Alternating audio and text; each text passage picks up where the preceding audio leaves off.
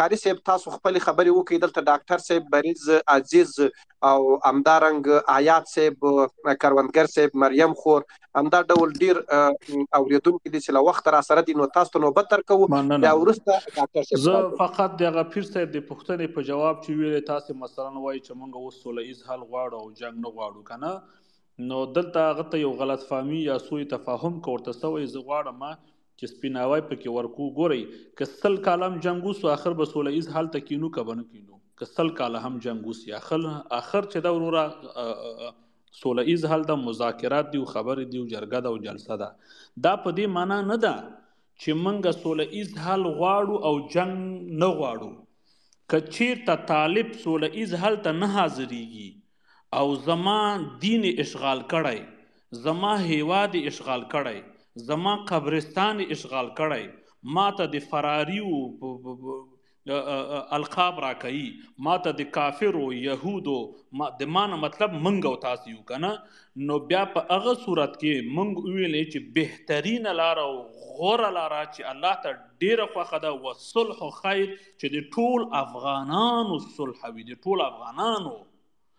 او طالب هم زمنګ او تاسو د افغانستان اساسی قانون اومني او ځان افغان کی، در غیر د هغه کچېته نیمني. بیا وروره طالب موږ په جماعت کې وژلیو، شهیدان کړیو، په جماعت، په محراب، په منبر، په هر ځای کې چې ګیر کوو وروره، په هر طریقه چې وي بیا ورسره جنګیږو. بیا دې جنګ ته موږ مقدس جنګ وایو او په دغه لاره کې زموږ مرګ زموږ دپاره شهادت ته او زموږ ژوند بیا شخ بریتونه ګرځېږو، بیا به غازیان یو.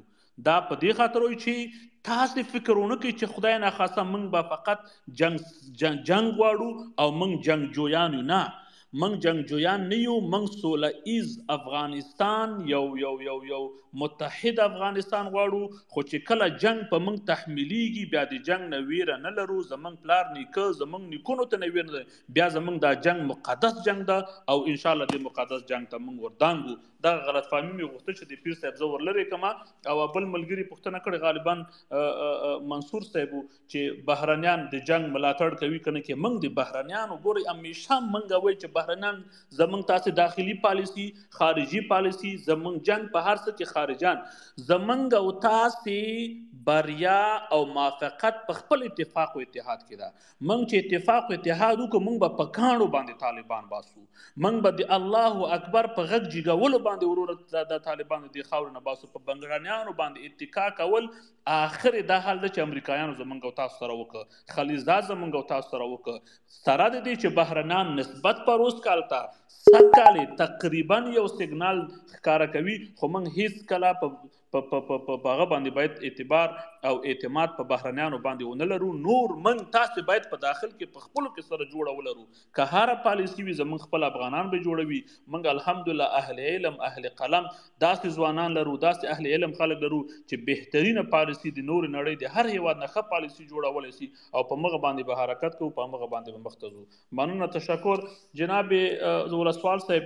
که مهرباني وکړئ لنډ سره کو ولې چې 2 ساعته تقریبا پوره کیږي. زه هم دفتر کې ناست یم، غواړم کور خواته لاړ شم. زوی مې راته دلته بهر انتظار د بیچاره موټر کې، بیا به ورو ورو لاړ شم. غواړم کور خواته لاړ شم. زوی مې راته دلته بهر انتظار د بیچاره موټر کې، بیا به ورو ورو لاړ شم.